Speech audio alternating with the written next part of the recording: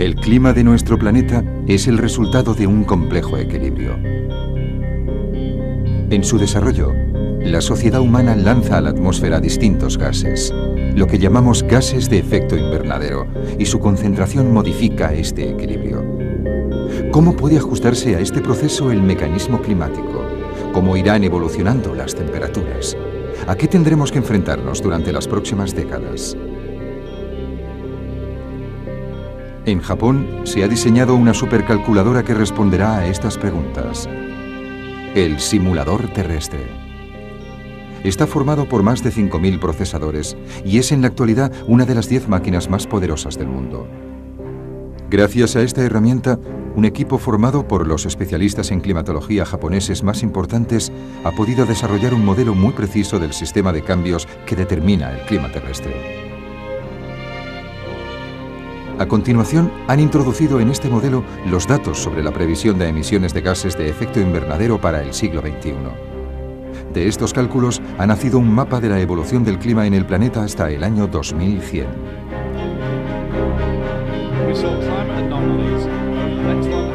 El profesor Robert Watson ha aceptado comentar con nosotros los resultados. Ha dirigido durante los últimos 6 años el Panel Internacional sobre el Cambio Climático, un grupo compuesto por más de 2.000 científicos encargados de evaluar el impacto del calentamiento global. Las previsiones del simulador terrestre materializan hoy de forma dramática las advertencias que durante tantos años nos han ido lanzando.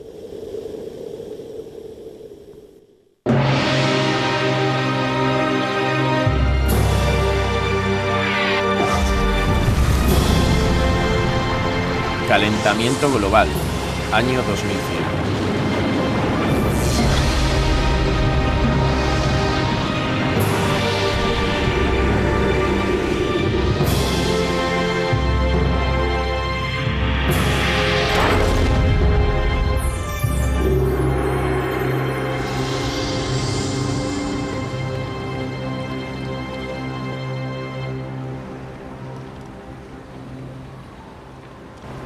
El estado de Santa Catalina, situado al sur de Brasil, disfruta de un clima templado. A finales de verano del 2004, tuvo lugar aquí por primera vez un extraño fenómeno climatológico. Apareció una amplia zona de bajas presiones ciclónicas en el mar a lo largo de la costa.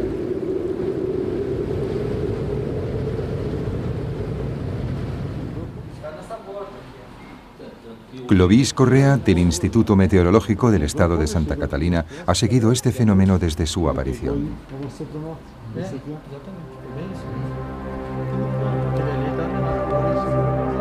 Las nubes se iban amontonando formando una gran espiral sobre el océano.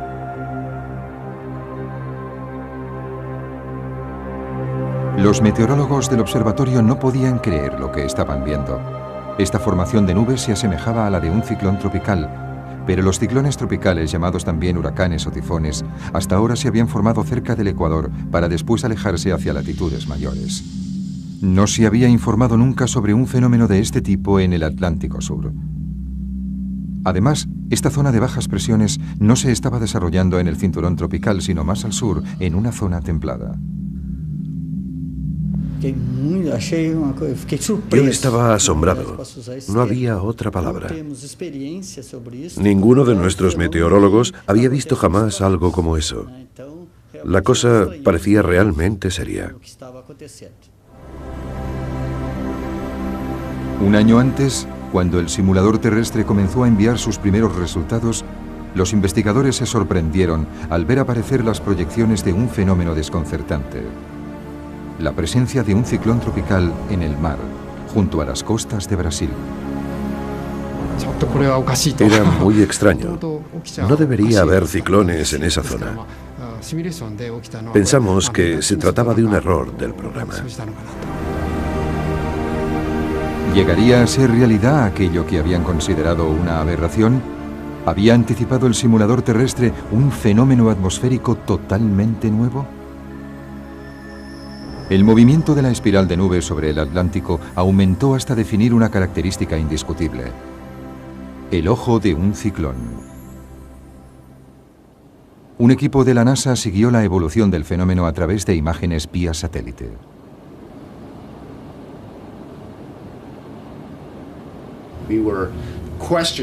Al principio nos cuestionamos lo que estábamos viendo, pero con el paso de las horas se hizo evidente que efectivamente se trataba de un ciclón en formación. La NASA anunció entonces que los datos relativos a los vientos y la naturaleza de las nubes confirmaban que con seguridad se trataba del primer ciclón tropical observado a lo largo de las costas de Brasil. Por entonces, los barcos de pesca que operaban en la zona ya estaban perdidos en el corazón de una gigantesca tempestad. En tierra firme, este ciclón arrasó alrededor de 40.000 edificios, dejando más de 500 heridos y 11 personas muertas o desaparecidas. Esta tragedia ha confirmado que hoy en día es muy probable que aparezcan nuevos fenómenos. Pero también ha puesto de manifiesto la tremenda importancia de las predicciones del simulador terrestre.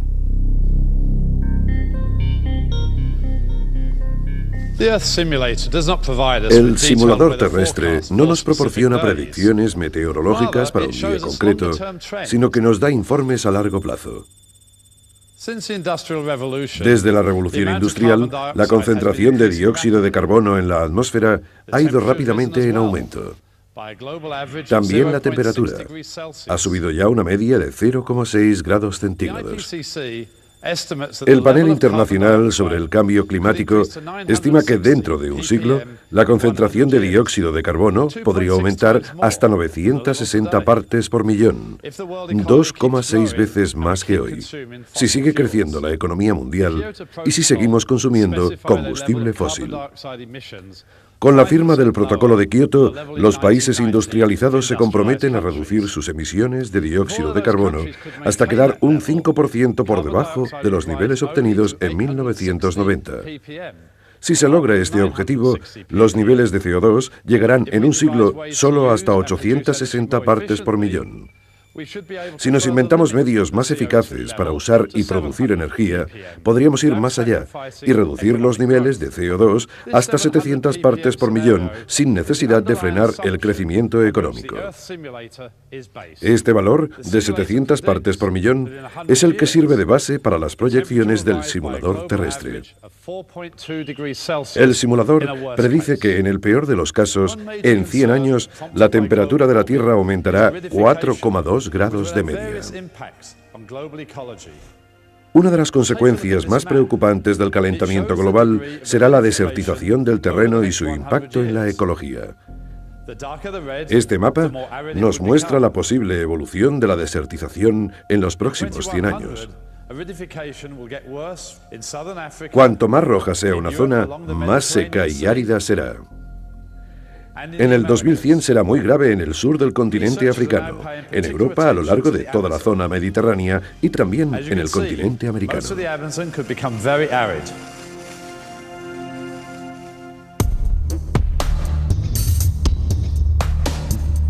Ahora, los investigadores prestan especial atención al Amazonas. Como se puede ver, esta región podría llegar a ser extremadamente seca. La especial interacción entre el agua y la vegetación confiere a la selva amazónica toda la riqueza de su ecosistema. Esta selva tropical, con una superficie aproximada de 8 millones de kilómetros cuadrados, está atravesada de lado a lado por el Amazonas, el río más caudaloso del mundo. Entre agosto y octubre del 2005, la región ha soportado una estación seca excepcional que ha dado al mundo una idea de lo que será el Amazonas dentro de 100 años. Este río gigantesco, cuyo curso puede alcanzar los 10 kilómetros de ancho, está casi seco. En la zona verde clara podemos ver la hierba que ha crecido en la parte seca del cauce. En algunos lugares el nivel del agua ha descendido de 5 a 10 metros. La superficie del río se ha llenado de peces muertos. La cantidad de agua que quedaba no tenía suficiente oxígeno para mantenerlos vivos.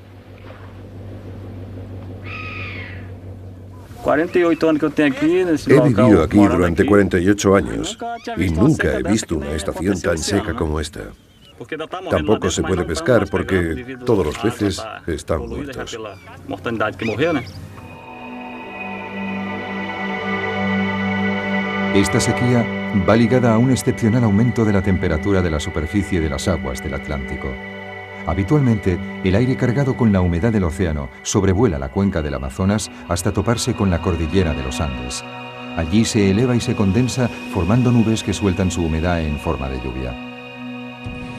Esta lluvia se evapora, forma nuevas nubes y así continuará el ciclo. Pero en 2005, la inusual temperatura de la superficie del agua del océano calentó el aire, creando una corriente ascendente sobre el Atlántico. Fue en este lugar donde se formaron las nubes. Descargaron su lluvia sobre el océano y se extendió por el Amazonas una corriente de aire seco y caliente, que rompió el ciclo del agua y provocó la ausencia de lluvias. Según las proyecciones del simulador terrestre, el calentamiento global traerá un acusado aumento de la temperatura de los océanos que rodean a Sudamérica. La circulación del aire seco de 2005 se convertiría en un fenómeno recurrente y llevaría a la desertización progresiva de la cuenca del Amazonas. ¿Qué será de esta selva tropical? El profesor Peter Cox del Consejo de Investigación del Medio Ambiente en Gran Bretaña ha desarrollado una simulación de la evolución de la selva amazónica durante este siglo. Los resultados son sobrecogedores. Durante la segunda mitad del siglo, la persistente sequía de esta zona llevará a la aparición de zonas desérticas. Comenzando por la embocadura del Amazonas y siguiendo progresivamente su curso, la selva poco a poco desaparecerá. En el 2100, 2/3 de la selva habrán dado paso a una vasta zona desértica. Lo que nos encontramos fue muy chocante. Cuando se obtienen resultados como este, primero se tienen dudas sobre si darlos a conocer o no. Después se comprueba que no se ha cometido ningún error. El modelo que usamos no tiene en cuenta la deforestación debida a la acción humana, tan solo la acción indirecta causada por el calentamiento global. Esto muestra claramente que el calentamiento global ha demostrado ser tan peligroso para el Amazonas como la deforestación. Así sería la evolución de la desertización del Amazonas. El descenso de las precipitaciones provocaría falta de agua en la vegetación y algunos árboles se debilitarían. En el momento en que una zona se secara, se aceleraría el proceso en las zonas vecinas. Se desarrollaría una sabana. A continuación, esta sería sustituida por la pradera.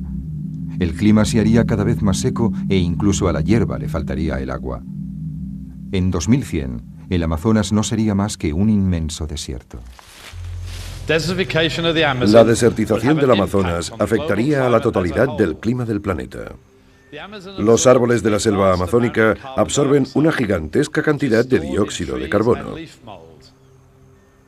Si, como predice la simulación, el Amazonas se convierte en un desierto, 180 millones de toneladas de CO2, el equivalente a 8 años de emisiones mundiales, serán liberadas a la atmósfera. El calentamiento se acelerará y por lo tanto empeorará.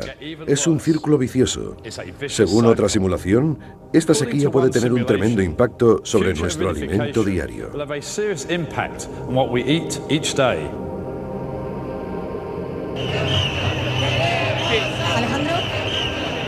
Es posible que estemos teniendo ya signos premonitorios de este problema. En julio de 2005, en el sur de España, se manifestaban 75.000 agricultores. El agua era el eje de sus reivindicaciones. Necesitamos el agua, principalmente para que haya muchas siembras, mucha comida y tú ya lo sabes. El agua es lo principal. En el año 2005, España no recibió más que la mitad de precipitaciones que en un año normal. Madrid conoció el clima más seco de los últimos 145 años. Pero es en la provincia de Murcia, al sureste del país, donde fueron más dramáticos los efectos de la sequía. La región es famosa por sus frutas y sus verduras, y a simple vista sus huertas parecen verdes.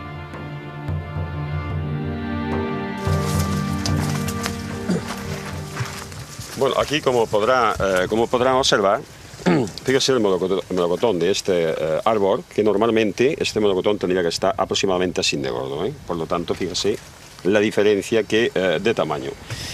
¿Por qué esta circunstancia? Sencillamente es por falta de agua.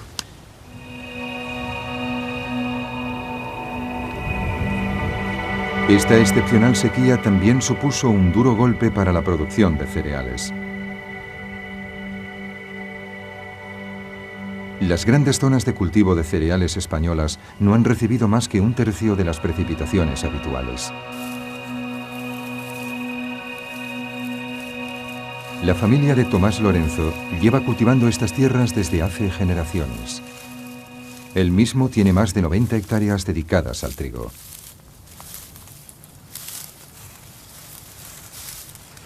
Normalmente pues puede 90 centímetros, 1,20 m. ¿Sí? ¿Podría? Sí. Así, una altura así, y mucho espeso. Tiene que ir. Mucho así, hay que ir apartando para poder andar. Si no, así esto nada. Todo ruinoso. Esto es la espiga, que tiene muy poco grano. Muy pocas espigas y las espigas sin grano. Esto no... nada.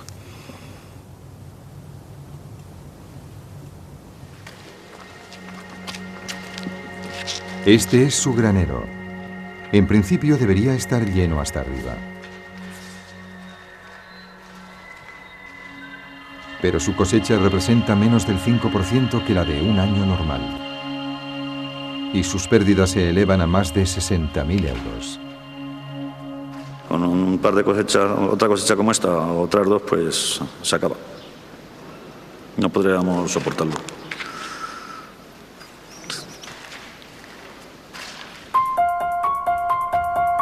En 2005, la producción de cereales en España ha descendido en más del 40%. El gobierno ha tenido que solicitar a la Unión Europea una ayuda de 8 millones de toneladas de trigo. En estos años, la sequedad del clima español se ha acentuado. La evolución de las temperaturas en España durante los últimos 40 años confirma esta tendencia. Cuanto más aumentan las temperaturas, más se seca el terreno. ¿Cómo evolucionará esta situación? El simulador terrestre ha previsto que en 100 años las precipitaciones habrán descendido en un 10% sobre toda la superficie de España. Es probable que se repitan con mayor frecuencia sequías como la del 2005.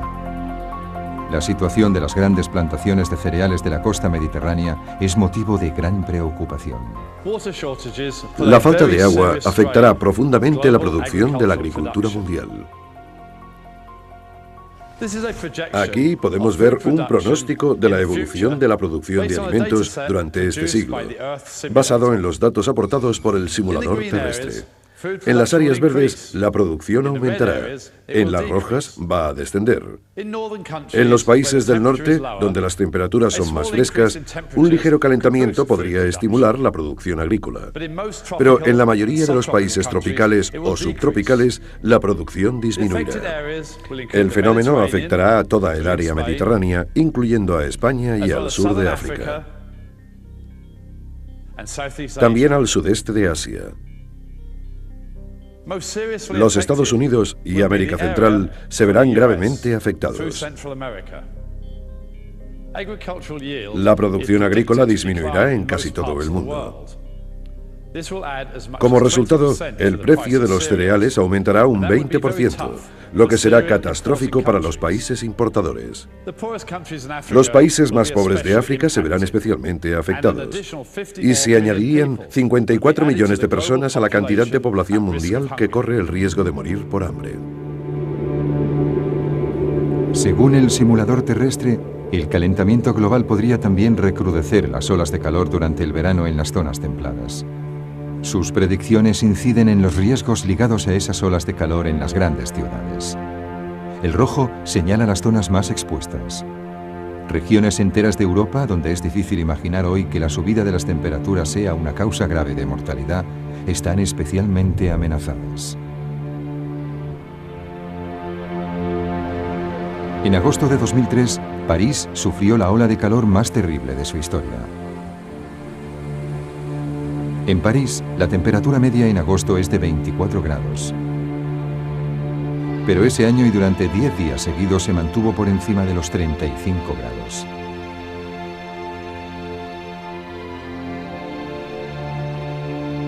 La ausencia de nubes durante todo el mes de junio había secado completamente la atmósfera sobre el país. Y en el mes de agosto, la zona de altas presiones que normalmente se estanca sobre el norte de África se desplazó hasta cubrir la totalidad de Francia. Es la combinación de la sequedad de la atmósfera y del calor aportado por las altas presiones lo que disparó la ola de calor. París no está acostumbrada a tales temperaturas y pocas viviendas están equipadas con aire acondicionado. Los equipos de emergencia se desbordaron con tantas llamadas. Yo no perdí el conocimiento, pero no podía ver nada. Todo estaba borroso, oscuro. Estaba muy asustada. Me decía, ¿ya está? ¿Eso es todo? ¿Me voy a morir? Un cuerpo deshidratado pierde la capacidad de sudar y su temperatura se eleva muy deprisa. Si la situación se prolonga, el cerebro y el corazón se ven afectados, provocando la muerte. Los hospitales parisinos se vieron desbordados por la llegada de pacientes deshidratados, la mayoría de ellos ancianos, quienes padecían convulsiones o habían entrado en coma. Esta ola de calor causó 15.000 víctimas en Francia y más de 30.000 en toda Europa. ¿Debemos esperar a que este fenómeno se repita? Esta curva, obtenida de los cálculos del simulador terrestre, indica las temperaturas medias más altas previstas para 3 días seguidos en la región parisina. A partir del año 2020, los años en los que la temperatura sobrepase los 35 grados varios días seguidos se harán más frecuentes y a partir del 2040 aparecerán verdaderas olas de calor.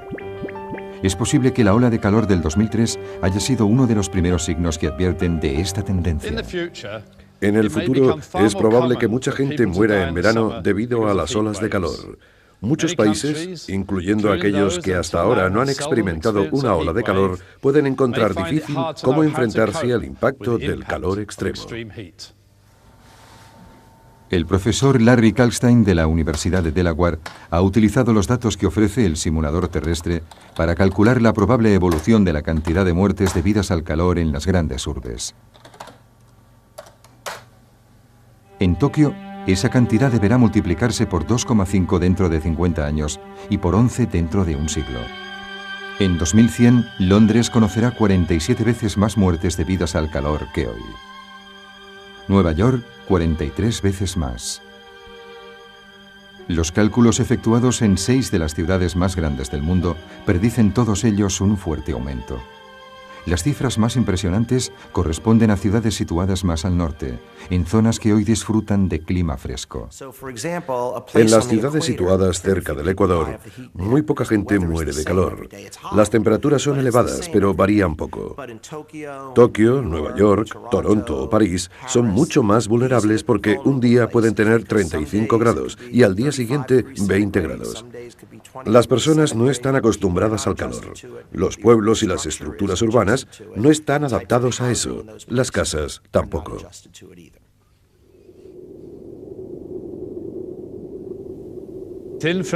Una fina capa atmosférica envuelve a la Tierra. Bajo esta capa se desarrollan los ciclones, los tornados y toda clase de fenómenos meteorológicos. La subida de las temperaturas perturba el equilibrio de la atmósfera, lo que entraña un recrudecimiento de fenómenos extremos. Los esquemas de circulación de las nubes, facilitadas por el simulador terrestre, muestran con claridad el desarrollo de esta tendencia. Este es el aspecto de un frente lluvioso dentro de 100 años. La subida de las temperaturas amenaza con bloquear el sistema de presiones atmosféricas, lo que obligará a los frentes lluviosos a desplazarse hacia el norte. En consecuencia, el esquema actual de las precipitaciones corre el riesgo de amplificarse hasta el límite. El sur de China recibirá muchas más precipitaciones que hoy. El norte de China y la península coreana, muchas menos. Esta tendencia hacia la polarización climática posiblemente se acelere durante las próximas décadas y se extenderá a otras partes del mundo. Hay que señalar que no solo aumentarán las precipitaciones, sino también la intensidad de las lluvias, como consecuencia del calentamiento global. ¿Qué queremos decir con lluvias intensas? Pues lluvias que descargan más de 30 mililitros por hora. Lluvias de semejante violencia conducen a inundaciones y corrimientos de terreno. Estas lluvias, asociadas a las tormentas tropicales, como son los huracanes o los tifones, podrían llegar a ser extremadamente destructivas. En el 2004, nada menos que 15 tifones golpearon Japón, todo un récord. Pero más importante que la cantidad fue la fuerza de esos tifones. Establecieron muchos nuevos récords seguidos, incluso el de la velocidad máxima de una racha de viento.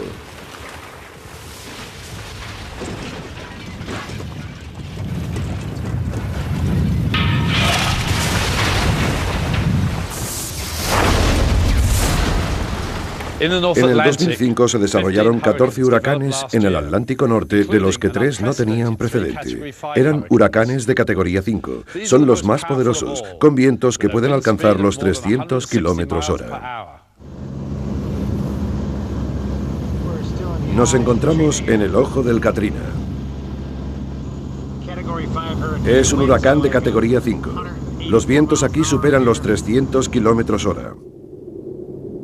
En 2005, el ciclón Katrina en los Estados Unidos mostró el poder y las distintas formas de devastación que tienen estos fenómenos. Los fuertes vientos generados por el huracán arrastraron una enorme masa de agua del mar hacia el continente. Esta masa de agua se concentró después en bahías poco profundas, por lo que el nivel subió brutalmente, llegando en algunos lugares a más de 7 metros. Una verdadera marea rompió durante 10 horas la tierra.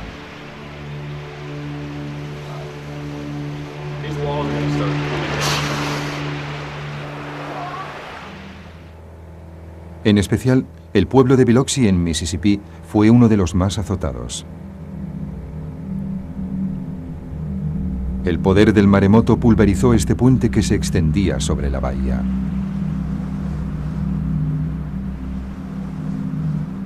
La extensión de los daños evidencia la violencia de un fenómeno que se extendió a más de 1 kilómetro tierra adentro.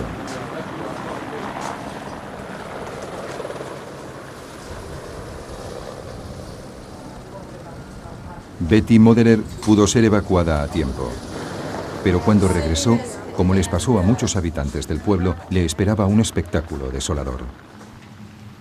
Trabajamos toda la vida pensando en que uno va a poder, en fin, para retirarnos.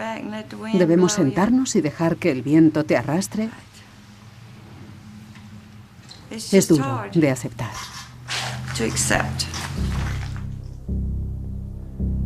El coste total de los daños causados por el ciclón Katrina alcanza los 130 millones de dólares. El gobierno americano ha declarado que Katrina es la peor catástrofe a la que se ha enfrentado el país.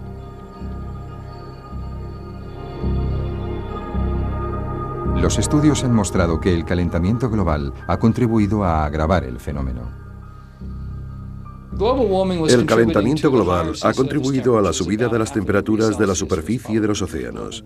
Medio grado Celsius de subida en la zona tropical del Atlántico en el 2006 se debe a este calentamiento. El calentamiento global es una realidad, lo que significa que se prevé una media de ciclones cada vez más violentos. En tan solo unas décadas echaremos la vista atrás y diremos que el comienzo del siglo XXI fue un punto de inflexión. Quizás estemos viviendo los comienzos de las primeras anomalías climáticas debidas al calentamiento global. A medida que la temperatura aumenta, la superficie del mar se va calentando, aumentando su evaporación. Toda esa agua evaporada alimentará a las tormentas tropicales, haciendo que sean incluso más gigantescas. El simulador terrestre predice que el Atlántico Norte podría sufrir la llegada de ciclones todavía más devastadores que el Katrina. Las ciudades costeras de los Estados Unidos se preparan para enfrentarse a fenómenos de una magnitud desconocida. Un informe de 150 páginas financiado por diversos estados, la Agencia Federal de Gestión de Catástrofes y el Ejército Americano evalúa los daños que podría derivarse del paso de un ciclón de categoría 4 por Nueva York. Un escenario digno de una película de catástrofes.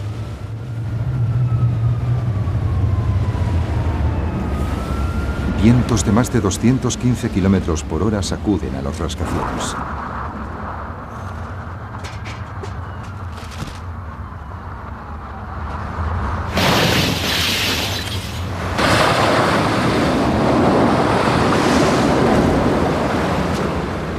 El agua, cuyo nivel se elevaría casi 9 metros, se tragaría calles, metros y túneles.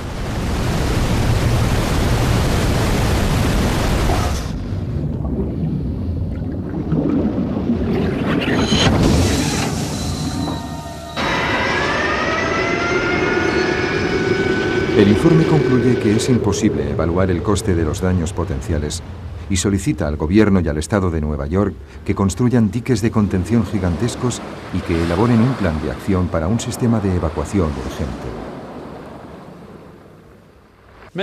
Muchos países alrededor del mundo se verán forzados a invertir mucho capital para controlar las catástrofes naturales, como hemos visto en el ejemplo de Estados Unidos. Pero no todos los países pueden permitirse tomar esas medidas necesarias. Bangladesh es uno de esos países. En octubre de 2005, las autoridades lanzaron a la población una campaña informativa para dar a conocer las medidas de evacuación que se aplicarían en caso de un maremoto. El relieve de Bangladesh es extremadamente plano. Un maremoto repentino podría irrumpir tierra adentro hasta alcanzar decenas de kilómetros. En 1991, un ciclón dejó aquí más de 140.000 víctimas, la mayoría ahogadas en las aguas torrenciales. Se ha reconstruido en esta plaza un pequeño pueblo. El objetivo es enseñar a los espectadores cómo deben comportarse en caso de una catástrofe como esta. Los vecinos del pueblo deben reunirse en los refugios anticiclones construidos especialmente para esas catástrofes. El mensaje es claro: solo un edificio fuerte de al menos 2 plantas puede ofrecer una verdadera protección.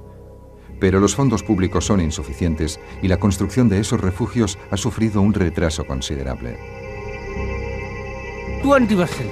Si llega a las costas una ola de esas características, solo tendríamos refugio para el 20% de la gente. Esta escasez de refugios significa que el 80% de la población no tendrá ningún sitio en el que poder protegerse. El calentamiento global acentúa cada día más el riesgo de un maremoto sobre Bangladesh.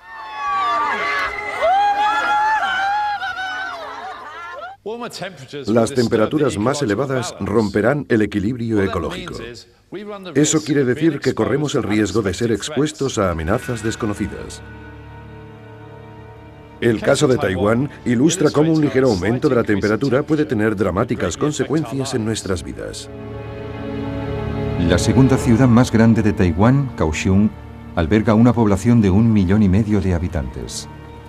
En 2005, un centenar de investigadores del Ministerio de Sanidad han estado visitando al vecindario, yendo y viniendo de casa en casa. Ministerio de Sanidad, venimos a inspeccionar los mosquitos de su casa.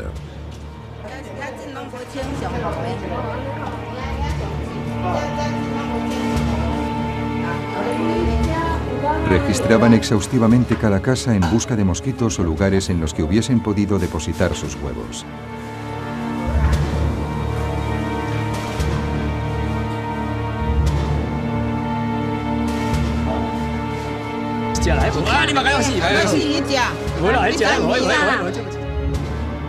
Esta es la especie que buscaban, el mosquito Aedes aegypti, el transmisor del virus del dengue. Desde hace 20 años, Taiwán debe hacer frente a nuevos casos anuales de esta terrible enfermedad tropical. Aunque al principio el hábitat de este mosquito se limitaba a África, se ha ido extendiendo progresivamente a toda la zona tropical. El sur de Taiwán corresponde al límite superior de su territorio. El dengue es una fiebre causada por un virus que se transmite al hombre por la picadura de un mosquito infectado. La primera infección provoca una fiebre alta y violentas erupciones cutáneas. Aquellos que mueren por la enfermedad tienen suerte. Por la noche el dolor era insoportable, como si los insectos estuviesen royéndome los huesos. Me sentía todo el tiempo débil y entumecida. Verdaderamente, era como estar en el infierno.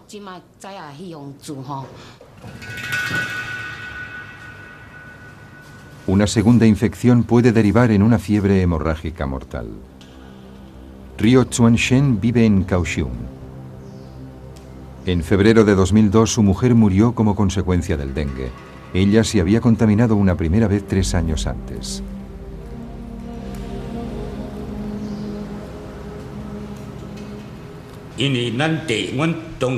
Mi mujer ya había padecido la fiebre del dengue una vez y no fue tan grave. Jamás habría imaginado que moriría la segunda vez.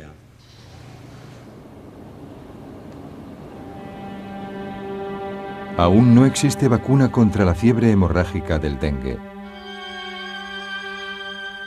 Cada año causa la muerte de 24.000 personas, sobre todo en la zona tropical.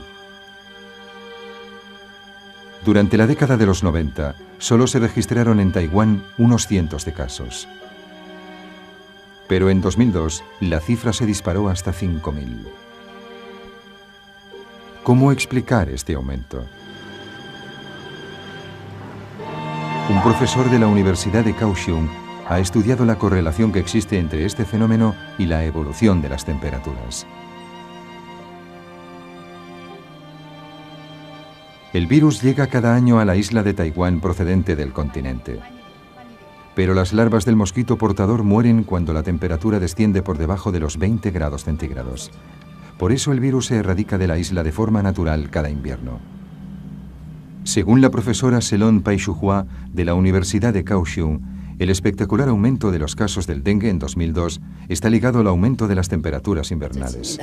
Durante los últimos años, incluso en invierno, las temperaturas medias han permanecido por encima de los 20 grados. Las larvas del mosquito no han sido pues eliminadas por el frío, y eso ha sido la causa del aumento de la cantidad de infecciones por dengue. De todos modos, es solo mi opinión.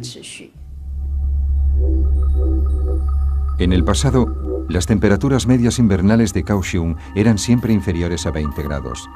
Pero desde 1997 se han mantenido a menudo por encima de este límite, incluso en invierno. Esto es lo que permite que el dengue se extienda. Las larvas del mosquito portador sobrevivieron al invierno del 2001-2002 y la epidemia continuó. Este mapa oficial muestra la extensión de la zona afectada por el dengue. De momento, está confinada al sur de la isla, en el área de Kaohsiung. Para luchar contra el riesgo de infección en la ciudad, desde el mismo instante en que se declara un caso, se lanza una campaña de exterminio. Se revisan 10.000 hogares. Es una tarea titánica, pero ha permitido evitar que se repita la epidemia de 2002. No obstante, las autoridades están preocupadas. Si continúa el calentamiento global, podría extenderse la zona amenazada a toda la isla. Si las temperaturas siguen aumentando de este modo, el hábitat del mosquito portador del dengue se extenderá hacia el norte. Podría abarcar la región central e incluso el norte de la isla.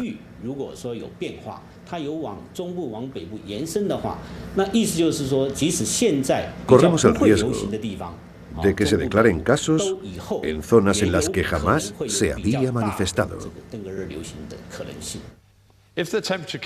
Si las temperaturas siguen aumentando, ¿hasta dónde se extenderá el dengue? Este mapa representa las zonas amenazadas hoy por esta enfermedad. Cuanto más oscuro es el rojo, más amenazada estará la zona. Hacia el 2080, como podemos observar, habrá más zonas amenazadas en África y en la India. Se produce el mismo fenómeno al sur de los Estados Unidos. En Japón, Okinawa y el sur de la isla de Kyushu serán incluidas en las zonas de riesgo. Miles de millones de personas vivirán en zonas de riesgo, muchísimas más que en la actualidad.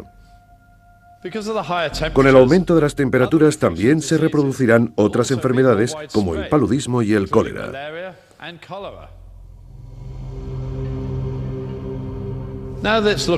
Veamos ahora otra simulación.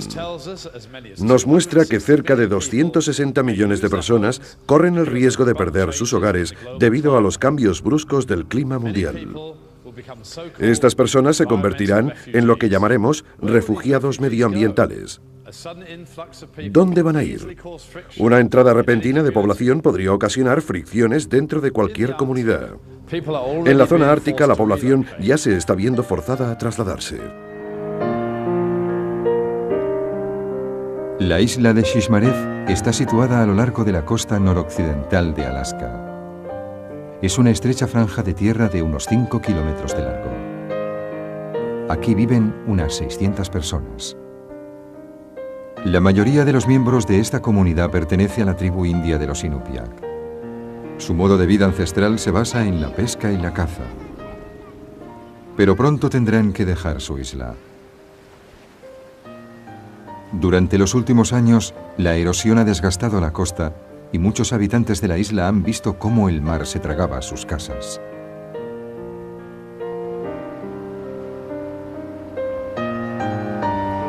Tony Weyuana forma parte del comité que estudia el realojamiento de la población. Durante 9 años ha estado observando los daños ocasionados por la erosión costera. Y la situación empeora día a día.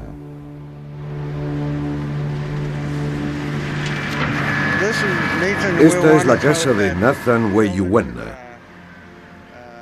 Esta casa cayó al mar durante una tormenta hace unos días. Las olas han ido desgastando la colina sobre la que se asentaba la casa. Esta fotografía aérea del pueblo fue tomada en 1995. En rojo está la casa que acabamos de ver. El fenómeno de la erosión está creciendo rápidamente. En algunos sitios la costa ha retrocedido 60 metros durante los últimos 10 años. Tony ha podido filmar este fenómeno en acción.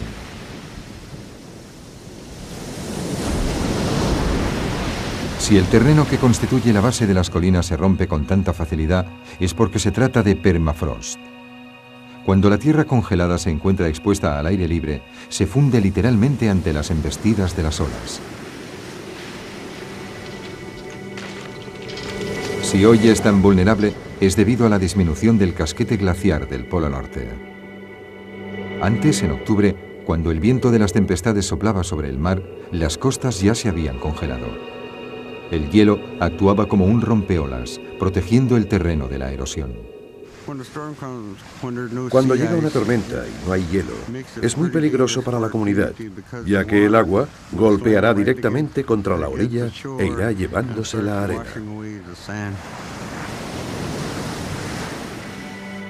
Los datos del satélite muestran con claridad que el límite del hielo oceánico durante el mes de octubre ha retrocedido 500 kilómetros hacia el norte durante los últimos 30 años.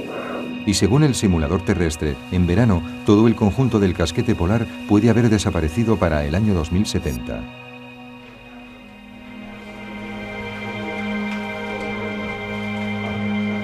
Los habitantes de Shishmaref han analizado el problema desde todos los ángulos. Si la erosión continúa a este ritmo, la isla quedará totalmente despoblada en menos de 20 años. Tras largas deliberaciones han tomado una decisión. Todo el mundo tiene que haber abandonado la isla para el año 2009. Pero ¿dónde irán?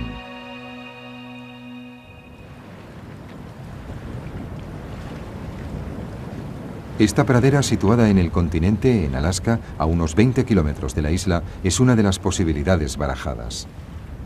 Pero para que el pueblo se asiente allí es necesario construir carreteras y una pista de aterrizaje. No hay suficientes fondos para tal obra de ingeniería. Desde el punto de vista económico, es mucho más realista buscar un pueblo que ya exista, dotado de infraestructuras. Pero los habitantes temen que su asentamiento cause fricciones con la población que ya vive en esos pueblos.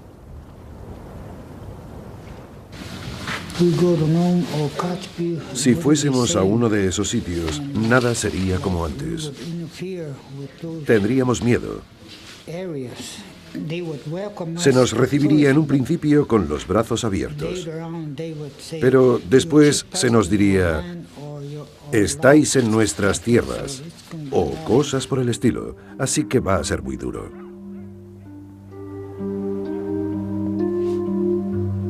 Temiendo que surjan conflictos, con toda seguridad preferirían evitar instalarse en un lugar ya habitado.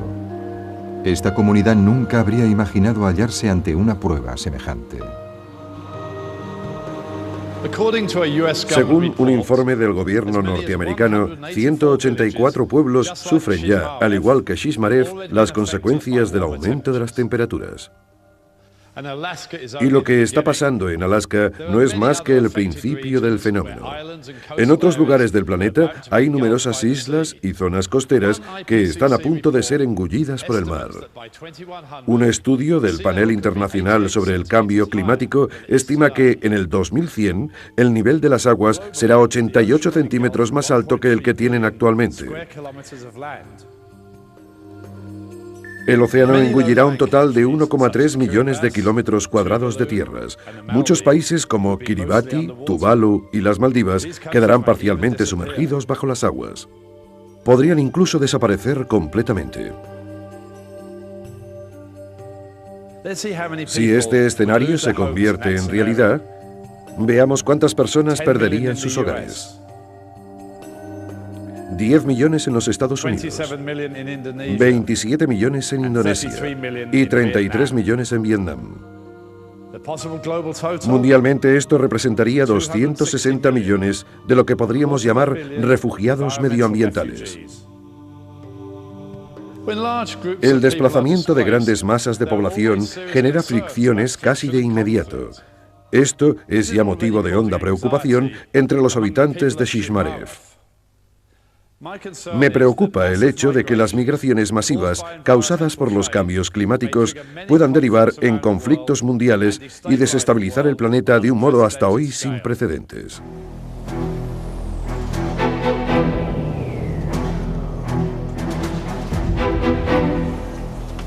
El aumento de la desertización, las olas de calor en las áreas urbanas, la extensión de enfermedades tropicales a zonas más amplias, fenómenos meteorológicos extremos y desaparición de hábitats.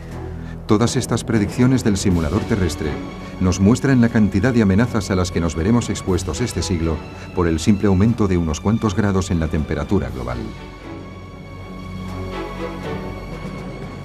No debemos olvidar que estas simulaciones se basan en la hipótesis de que, gracias a nuestros avances en el uso eficaz de la energía, los niveles de CO2 dentro de 100 años se limitarán a 700 partes por millón. Esta cifra está muy por debajo de las 960 partes por millón que alcanzaríamos si seguimos aumentando las emisiones de dióxido de carbono.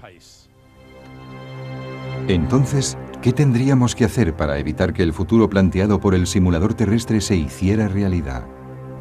En 2005, los países europeos llegaron a un acuerdo según el cual, para frenar el calentamiento global, es necesario que en 2050 se hayan reducido a la mitad las emisiones de gases de efecto invernadero. Con esto lograríamos evitar las catástrofes que acabamos de evocar. Primero, para el 2050 tenemos que reducir a la mitad las emisiones mundiales de gases de efecto invernadero. ¿Es esto posible? Lograr este objetivo será muy difícil. ¿Por qué? Porque aunque se cumplan todos los objetivos del Protocolo de Kioto, las emisiones mundiales de gases de efecto invernadero siempre irán en aumento.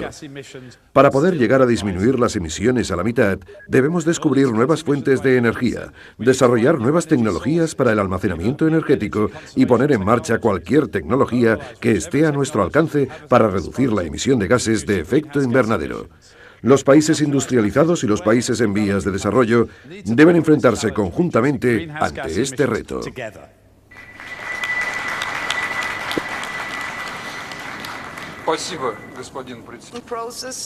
En una reunión celebrada en Toronto en 2005, Europa, Japón y otros trataron de conseguir la aceptación y el apoyo de todos los demás países para las nuevas medidas tomadas en el Protocolo de Kioto.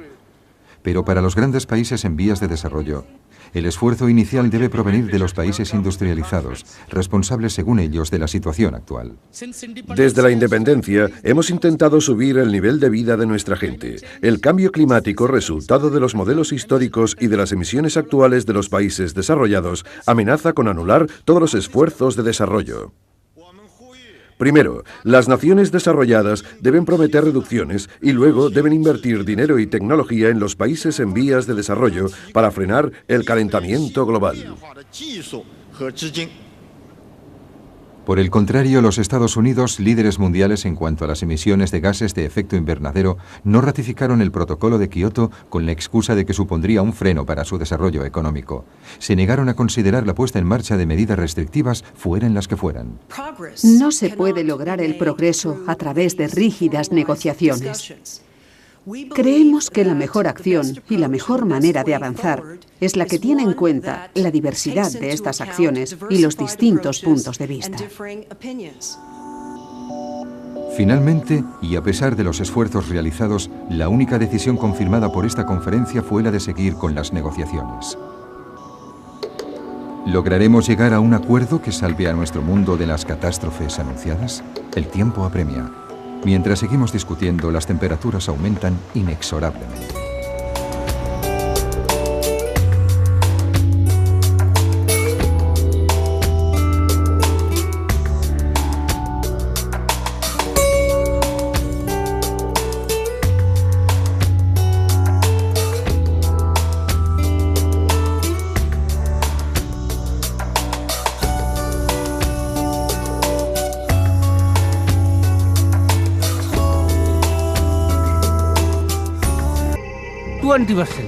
Si llega a las costas una ola de esas características, solo tendríamos refugio para el 20% de la gente.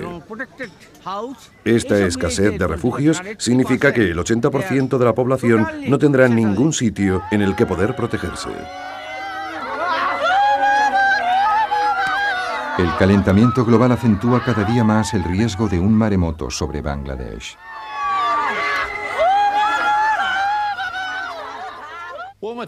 Las temperaturas más elevadas romperán el equilibrio ecológico. Eso quiere decir que corremos el riesgo de ser expuestos a amenazas desconocidas. El caso de Taiwán ilustra cómo un ligero aumento de la temperatura puede tener dramáticas consecuencias en nuestras vidas. La segunda ciudad más grande de Taiwán, Kaohsiung, alberga una población de 1,5 millones de habitantes. En 2005, un centenar de investigadores del Ministerio de Sanidad han estado visitando al vecindario, yendo y viniendo de casa en casa. Ministerio de Sanidad, venimos a inspeccionar los mosquitos de su casa.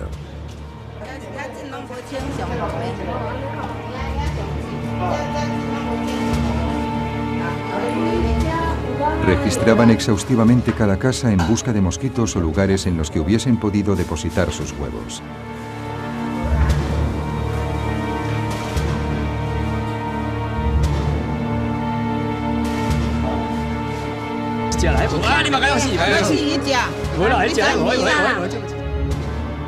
Esta es la especie que buscaban, el mosquito Aedes aegypti, el transmisor del virus del dengue. Desde hace 20 años, Taiwán debe hacer frente a nuevos casos anuales de esta terrible enfermedad tropical. Aunque al principio el hábitat de este mosquito se limitaba a África, se ha ido extendiendo progresivamente a toda la zona tropical. El sur de Taiwán corresponde al límite superior de su territorio. El dengue es una fiebre causada por un virus que se transmite al hombre por la picadura de un mosquito infectado. La primera infección provoca una fiebre alta y violentas erupciones cutáneas. Aquellos que mueren por la enfermedad tienen suerte. Por la noche el dolor era insoportable, como si los insectos estuviesen royéndome los huesos. Me sentía todo el tiempo débil y entumecida. Verdaderamente, era como estar en el infierno.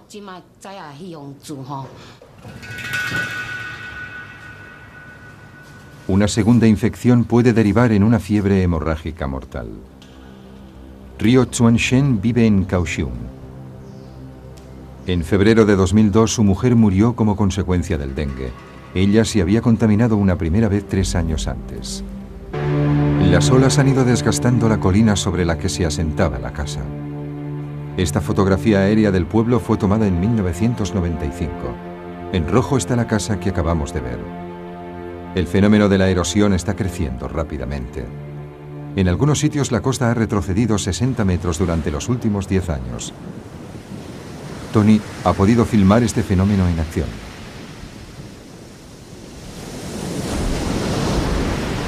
Si el terreno que constituye la base de las colinas se rompe con tanta facilidad, es porque se trata de permafrost.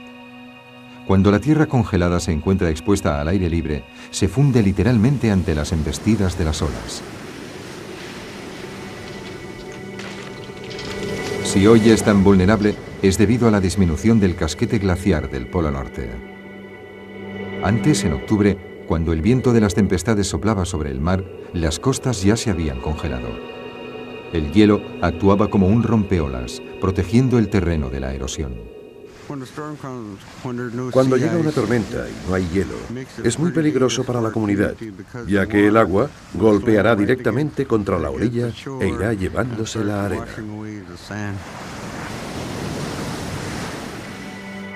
Los datos del satélite muestran con claridad que el límite del hielo oceánico durante el mes de octubre ha retrocedido 500 kilómetros hacia el norte durante los últimos 30 años.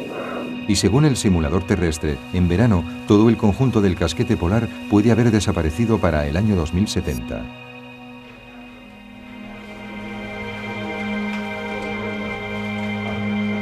Los habitantes de Shishmarev han analizado el problema desde todos los ángulos. Si la erosión continúa a este ritmo, la isla quedará totalmente despoblada en menos de 20 años. Tras largas deliberaciones han tomado una decisión. Todo el mundo tiene que haber abandonado la isla para el año 2009. Pero ¿dónde irán?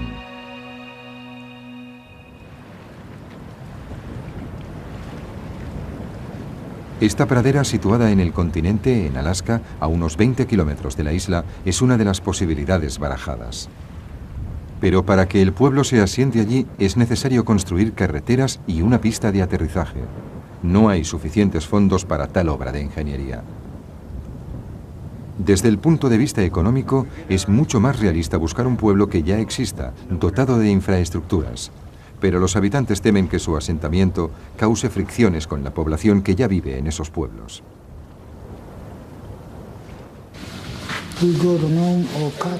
Si fuésemos a uno de esos sitios, nada sería como antes.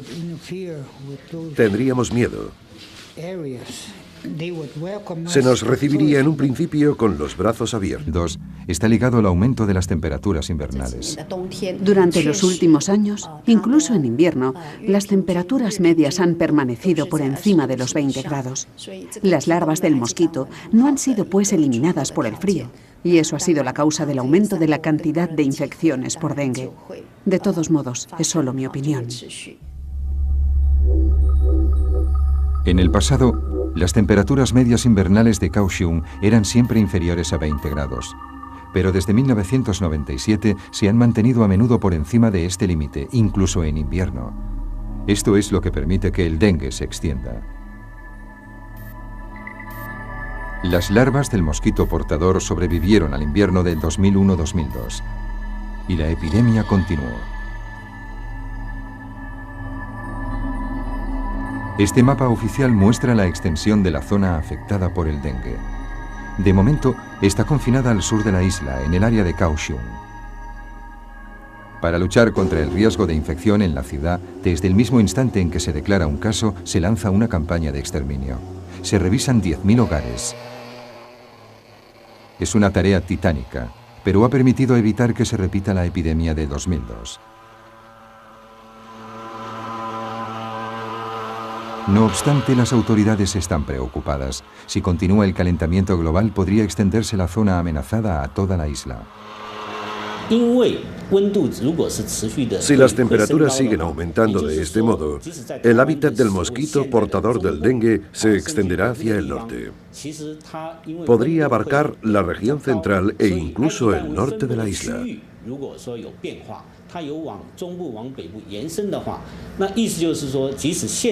Corremos el riesgo de que se declaren casos en zonas en las que jamás se había manifestado. Si las temperaturas siguen aumentando, ¿hasta dónde se extenderá el dengue? Este mapa representa las zonas amenazadas hoy por esta enfermedad. Cuanto más oscuro es el rojo, más amenazada estará la zona. Hacia el 2080, como podemos observar, habrá más zonas amenazadas en África y en la India. Se produce el mismo fenómeno al sur de los Estados Unidos. En Japón, Okinawa y el sur de la isla de Kyushu serán incluidas en las zonas de riesgo. Miles de millones de personas vivirán en zonas de riesgo, muchísimas más que en la actualidad. Con el aumento de las temperaturas también se reproducirán otras enfermedades como el paludismo y el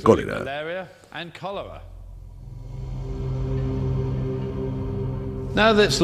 Veamos ahora otra simulación. Nos muestra que cerca de 260 millones de personas... Antes, en octubre, cuando el viento de las tempestades soplaba sobre el mar, las costas ya se habían congelado. El hielo actuaba como un rompeolas, protegiendo el terreno de la erosión. Cuando llega una tormenta y no hay hielo, es muy peligroso para la comunidad, ya que el agua golpeará directamente contra la orilla e irá llevándose la arena.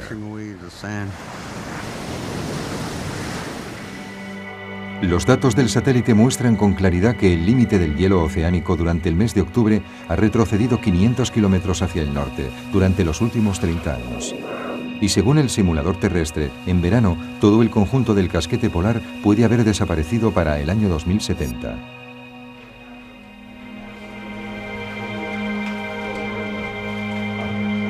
Los habitantes de Shishmaref han analizado el problema desde todos los ángulos.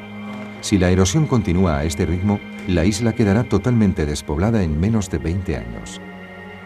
Tras largas deliberaciones han tomado una decisión.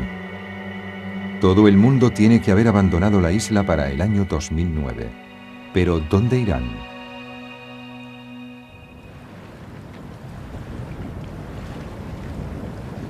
Esta pradera, situada en el continente, en Alaska, a unos 20 kilómetros de la isla, es una de las posibilidades barajadas. Pero para que el pueblo se asiente allí es necesario construir carreteras y una pista de aterrizaje. No hay suficientes fondos para tal obra de ingeniería. Desde el punto de vista económico, es mucho más realista buscar un pueblo que ya exista, dotado de infraestructuras. Pero los habitantes temen que su asentamiento cause fricciones con la población que ya vive en esos pueblos.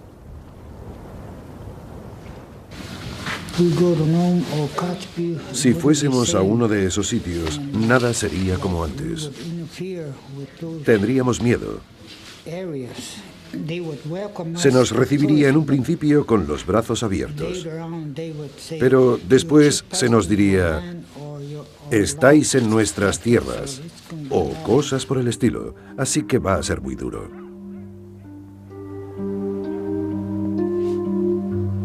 Temiendo que surjan conflictos, con toda seguridad preferirían evitar instalarse en un lugar ya habitado.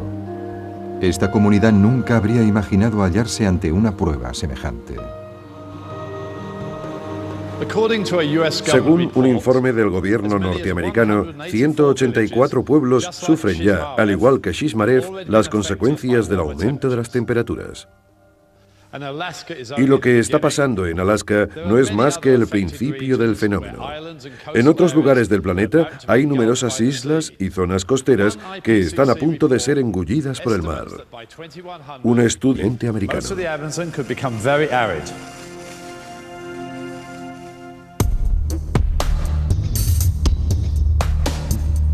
Ahora, los investigadores prestan especial atención al Amazonas. Como se puede ver, esta región podría llegar a ser extremadamente seca. La especial interacción entre el agua y la vegetación confiere a la selva amazónica toda la riqueza de su ecosistema. Esta selva tropical, con una superficie aproximada de 8 millones de kilómetros cuadrados, está atravesada de lado a lado por el Amazonas, el río más caudaloso del mundo. Entre agosto y octubre del 2005, la región ha soportado una estación seca excepcional que ha dado al mundo una idea de lo que será el Amazonas dentro de 100 años. Este río gigantesco, cuyo curso puede alcanzar los 10 kilómetros de ancho, está casi seco. En la zona verde clara podemos ver la hierba que ha crecido en la parte seca del cauce. En algunos lugares el nivel del agua ha descendido de 5 a 10 metros. La superficie del río se ha llenado de peces muertos. La cantidad de agua que quedaba no tenía suficiente oxígeno para mantenerlos vivos. He vivido aquí durante 48 años y nunca he visto una estación tan seca como esta. Tampoco se puede pescar porque todos los peces están muertos.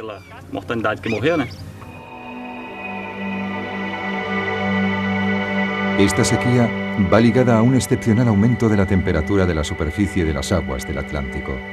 Habitualmente, el aire cargado con la humedad del océano sobrevuela la cuenca del Amazonas hasta toparse con la cordillera de los Andes. Allí se eleva y se condensa, formando nubes que sueltan su humedad en forma de lluvia. Esta lluvia se evapora, forman nuevas nubes y así continuará el ciclo. Pero en 2005, la inusual temperatura de la superficie del agua del océano calentó el aire, creando una corriente ascendente sobre el Atlántico. Fue en este lugar donde se formaron las nubes. Descargaron su lluvia sobre el océano y se extendió por el Amazonas una corriente de aire seco y caliente, que rompió el ciclo del agua y provocó la ausencia de lluvias. Según las proyecciones del simulador terrestre, el calentamiento global traerá un acusado aumento de la temperatura de los océanos que rodean a Sudamérica. La circulación del aire seco de 2005 se convertiría en un fenómeno recurrente y llevaría a la desertización progresiva de la cuenca del Amazonas. ¿Qué será de esta selva tropical? El profesor Peter Cox del Consejo de Investigación del Medio Ambiente en Gran Bretaña ha desarrollado una simulación de la evolución de la selva amazónica durante este siglo. Mi mujer ya había padecido la fiebre del dengue una vez y no fue tan grave. Jamás habría imaginado que moriría la segunda vez.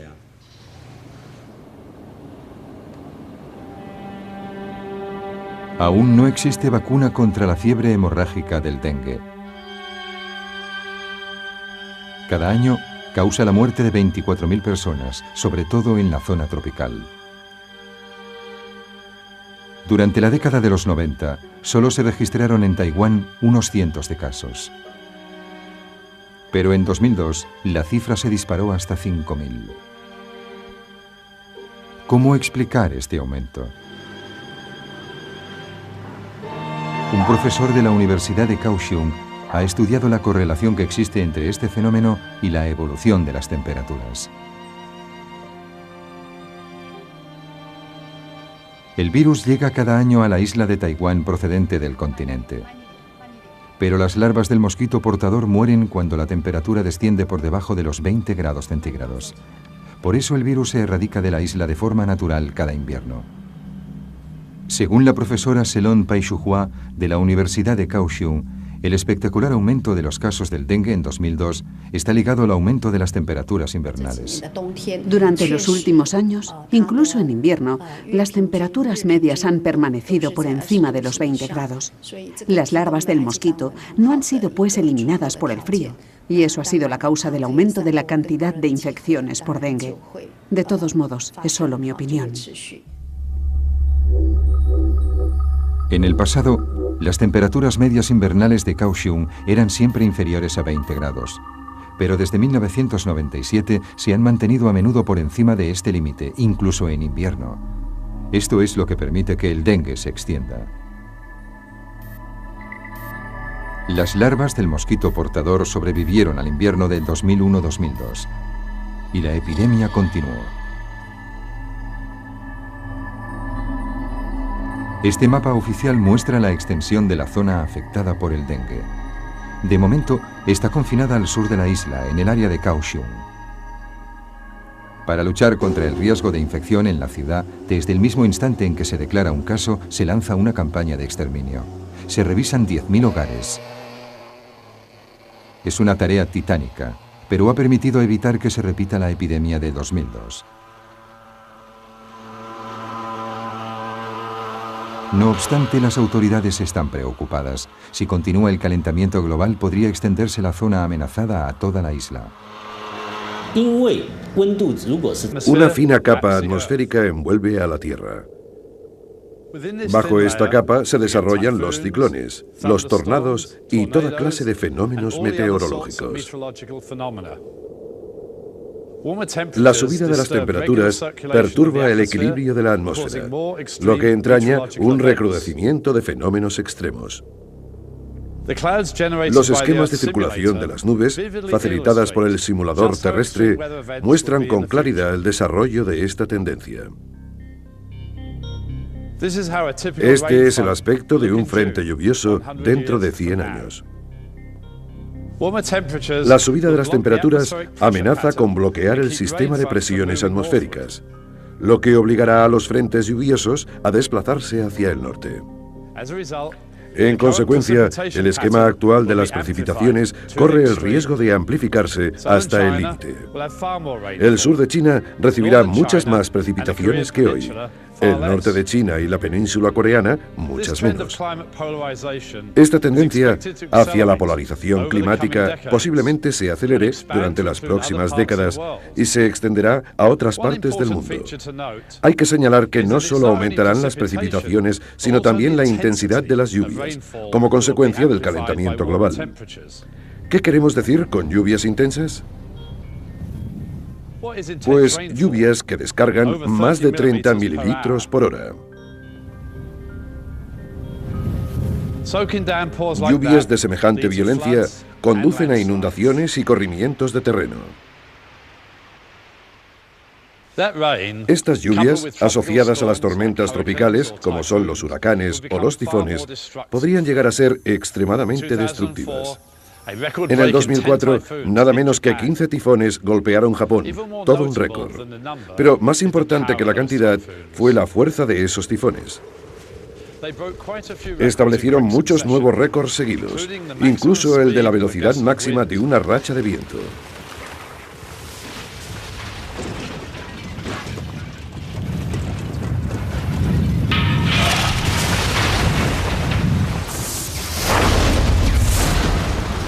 En el 2005 se desarrollaron 14 huracanes en el Atlántico Norte, de los que 3 no tenían precedente. Eran huracanes de categoría 5. Son los más poderosos, con vientos que pueden alcanzar los 300 kilómetros hora.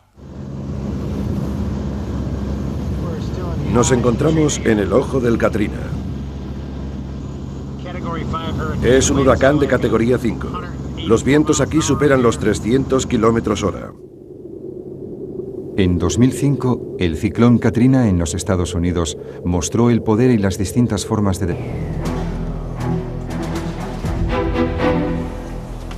El aumento de la desertización, las olas de calor en las áreas urbanas, la extensión de enfermedades tropicales a zonas más amplias, fenómenos meteorológicos extremos y desaparición de hábitats. Todas estas predicciones del simulador terrestre nos muestran la cantidad de amenazas a las que nos veremos expuestos este siglo por el simple aumento de unos cuantos grados en la temperatura global. No debemos olvidar que estas simulaciones se basan en la hipótesis de que, gracias a nuestros avances en el uso eficaz de la energía, los niveles de CO2 dentro de 100 años se limitarán a 700 partes por millón. Esta cifra está muy por debajo de las 960 partes por millón que alcanzaríamos si seguimos aumentando las emisiones de dióxido de carbono.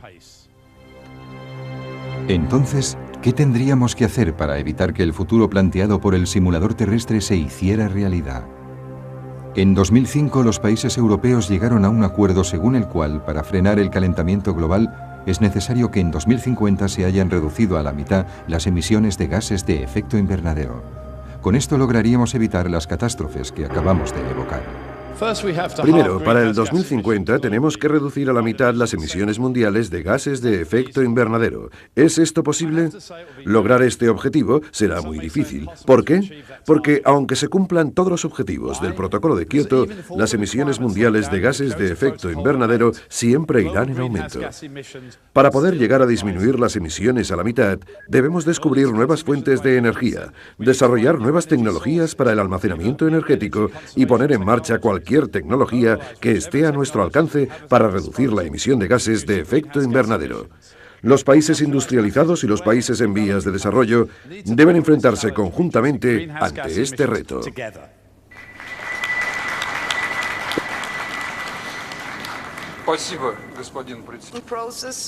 En una reunión celebrada en Toronto en 2005, Europa, Japón y otros trataron de conseguir la aceptación y el apoyo de todos los demás países para las nuevas medidas tomadas en el Protocolo de Kioto. Pero para los grandes países en vías de desarrollo, el esfuerzo inicial debe provenir de los países industrializados, responsables según ellos de la situación actual. Desde la independencia hemos intentado subir el nivel de vida de nuestra gente. El cambio climático, resultado de los modelos históricos y de las emisiones actuales de los países desarrollados, amenaza con anular todos los esfuerzos de desarrollo. Primero, las naciones desarrolladas deben prometer reducciones y luego deben invertir dinero y tecnología en los países en vías de desarrollo para frenar el calentamiento global. Por el contrario, los Estados Unidos, líderes mundiales en cuanto a las emisiones de... Pero desde 1997 se han mantenido a menudo por encima de este límite, incluso en invierno. Esto es lo que permite que el dengue se extienda. Las larvas del mosquito portador sobrevivieron al invierno del 2001-2002 y la epidemia continuó. Este mapa oficial muestra la extensión de la zona afectada por el dengue. De momento, está confinada al sur de la isla, en el área de Kaohsiung. Para luchar contra el riesgo de infección en la ciudad, desde el mismo instante en que se declara un caso, se lanza una campaña de exterminio. Se revisan 10.000 hogares. Es una tarea titánica, pero ha permitido evitar que se repita la epidemia de 2002. No obstante, las autoridades están preocupadas. Si continúa el calentamiento global, podría extenderse la zona amenazada a toda la isla. Si las temperaturas siguen aumentando de este modo, el hábitat del mosquito portador del dengue se extenderá hacia el norte. Podría abarcar la región central e incluso el norte de la isla.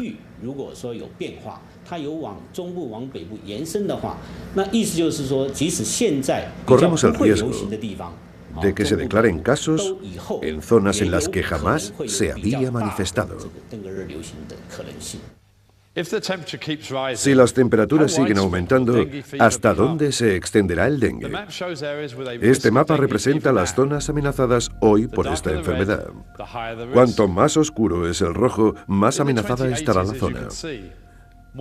Hacia el 2080, como podemos observar, habrá más zonas amenazadas en África y en la India. Se produce el mismo fenómeno al sur de los Estados Unidos. En Japón, Okinawa y el sur de la isla de Kyushu serán incluidas en las zonas de riesgo. Miles de millones de personas vivirán en zonas de riesgo, muchísimas más que en la actualidad. Con el aumento de las temperaturas también se reproducirán otras enfermedades como el paludismo y el cólera.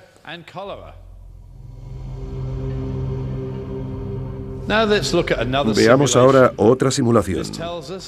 Nos muestra que cerca de 260 millones de personas corren el riesgo de perder sus hogares debido a los cambios bruscos del clima mundial.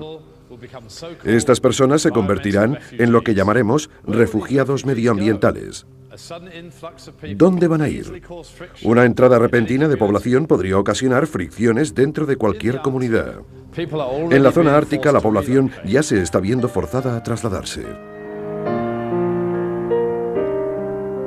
La isla de Shishmaref está situada a lo largo de la costa noroccidental. No predicciones meteorológicas para un día concreto, sino que nos da informes a largo plazo. Desde la revolución industrial, la concentración de dióxido de carbono en la atmósfera ha ido rápidamente en aumento. También la temperatura ha subido ya una media de 0,6 grados centígrados. El panel internacional sobre el cambio climático estima que dentro de un siglo la concentración de dióxido de carbono podría aumentar hasta 960 partes por millón, 2,6 veces más que hoy, si sigue creciendo la economía mundial y si seguimos consumiendo combustible fósil. Con la firma del Protocolo de Kioto, los países industrializados se comprometen a reducir sus emisiones de dióxido de carbono hasta quedar un 5% por debajo de los niveles obtenidos en 1990. Si se logra este objetivo, los niveles de CO2 llegarán en un siglo solo hasta 860 partes por millón. Si nos inventamos medios más eficaces para usar y producir energía, podríamos ir más allá y reducir los niveles de CO2 hasta 700 partes por millón sin necesidad de frenar el crecimiento económico. Este valor de 700 partes por millón es el que sirve de base para las proyecciones del simulador terrestre. El simulador predice que en el peor de los casos, en 100 años, la temperatura de la Tierra aumentará 4,2 grados de media. Una de las consecuencias más preocupantes del calentamiento global será la desertización del terreno y su impacto en la ecología. Este mapa nos muestra la posible evolución de la desertización en los próximos 100 años. Cuanto más roja sea una zona, más seca y árida será. En el 2100 será muy grave en el sur del continente africano, en Europa a lo largo de toda la zona mediterránea y también en el continente americano.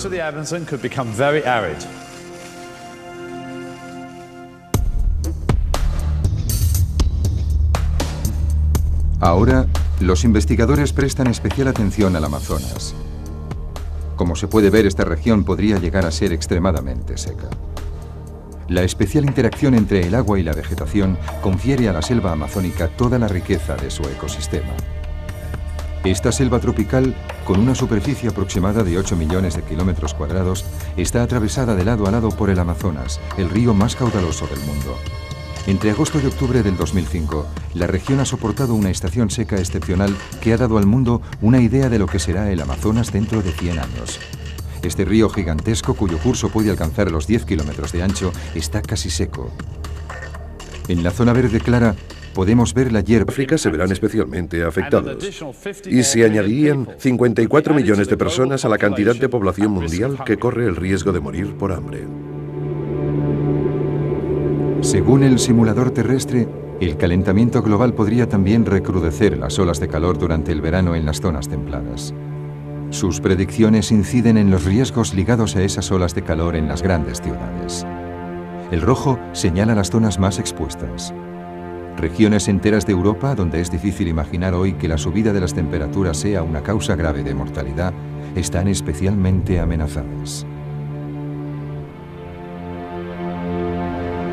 En agosto de 2003, París sufrió la ola de calor más terrible de su historia. En París, la temperatura media en agosto es de 24 grados. Pero ese año y durante 10 días seguidos se mantuvo por encima de los 35 grados.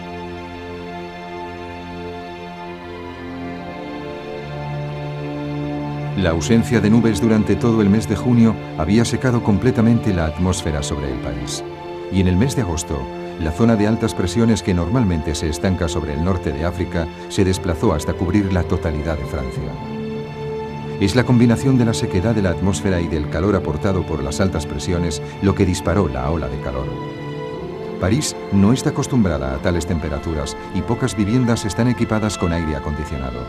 Los equipos de emergencia se desbordaron con tantas llamadas. Yo no perdí el conocimiento, pero no podía ver nada. Todo estaba borroso, oscuro. Estaba muy asustada. Me decía, ¿ya está? ¿Eso es todo? ¿Me voy a morir? Un cuerpo deshidratado pierde la capacidad de sudar y su temperatura se eleva muy deprisa. Si la situación se prolonga, el cerebro y el corazón se ven afectados, provocando la muerte. Los hospitales parisinos se vieron desbordados por la llegada de pacientes deshidratados, la mayoría de ellos ancianos, quienes padecían convulsiones o habían entrado en coma. Esta ola de calor causó 15.000 víctimas en Francia y más de 30.000 en toda Europa. ¿Debemos esperar a que este fenómeno se repita? Esta curva, obtenida de los cálculos del simulador terrestre, indica las temperaturas medias más altas previstas para 3 días seguidos en la región parisina. A partir del año 2020, los años en los que la temperatura sobrepase los 35 grados varios días seguidos se harán más frecuentes y a partir del 2040 aparecerán verdaderas olas de calor. Es posible que la ola de calor del 2003 haya sido uno de los primeros signos que advierten de esta tendencia. En el futuro es probable que mucha gente muera en verano debido a las olas de calor. Muchos países, incluyendo aquellos que hasta ahora no han experimentado